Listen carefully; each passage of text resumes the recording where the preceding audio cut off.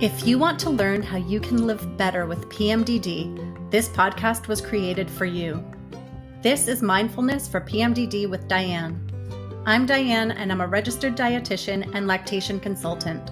I'm also a mom, a PMDD warrior, and a trauma-informed mindfulness teacher. And this is where I discuss topics related to PMDD through the lens of mindfulness and meditation, and where I share all about how mindfulness has gotten me to a place of greater peace and acceptance with my PMDD. I also chat with people who have helped and inspired me along the way, so they can share their wisdom with you too. So let's get started.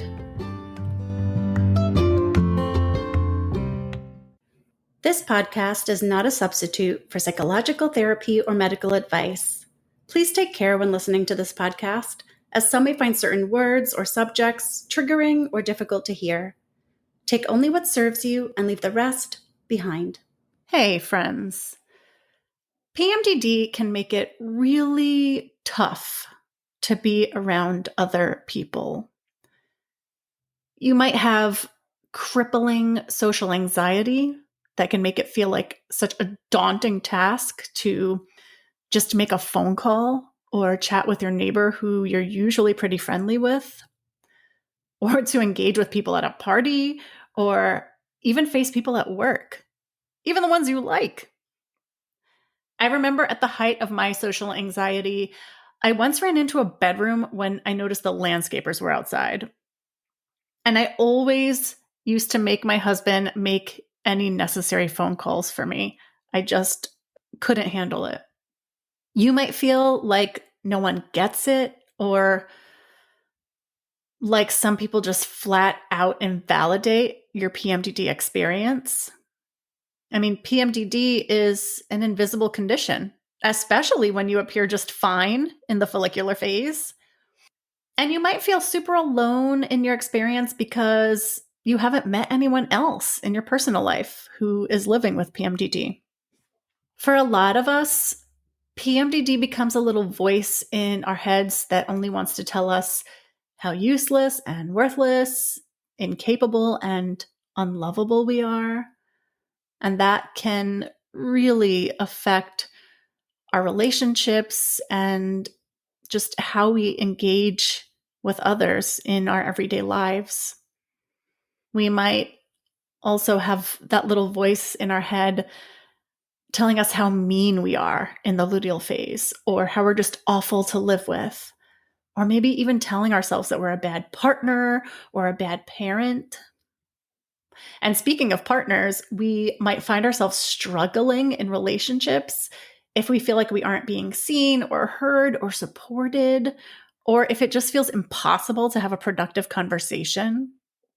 But there's one particular meditation that helped me to start breaking down all these walls. When I first tried a version of the loving kindness meditation, I didn't exactly love it. It felt a little awkward to send out kind vibes to others and to myself in the form of a meditation. But when I started to really explore using mindfulness to help my PMDD, something changed, and I really started to understand and feel the benefit of this meditation the more and more I did it. I really started to appreciate the meaning and intention of it. In a loving kindness meditation, we repeat kind, supportive phrases in our heads to other people and to ourselves.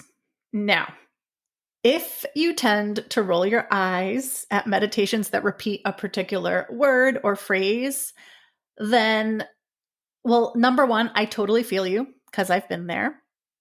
And number two, I realize you might already be putting up a wall to the idea of loving kindness, but I want to invite you to give it a try, because it really can help you feel more compassion toward yourselves and toward others, to be kinder to yourself, to realize that we're all just out there being human and trying to survive.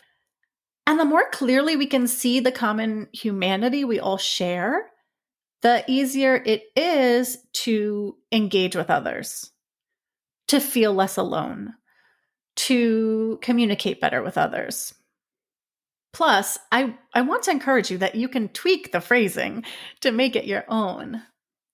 In fact, in my program, Mindfulness for PMDD, I help and encourage you to find what feels good and right for you when exploring mindfulness and building your own mindfulness practice. I really believe that when us PMDD warriors are supported in finding the forms of mindfulness that work best with our own individual PMDD and our own unique life circumstances, then we can fully realize the benefits of mindfulness. So anyway, when I was thinking about what topic I wanted to discuss before going off on my holiday break, I thought, between all the socializing required of us at the holidays and all that is happening in the world right now, we could probably all use a little loving kindness. So next week, I will share a loving kindness meditation with you called Classic Kindness. So you can look out for that. And then I'll be off for 2 weeks so I can hang out with my husband and my son over the holidays. In the meanwhile, please feel free to connect with me on Instagram. Feel free to message me on there. And while you're over there, you can tap the link in my bio and be directed to a page where you can learn more about my program. So until then, happy holidays, and I will catch you in the next one.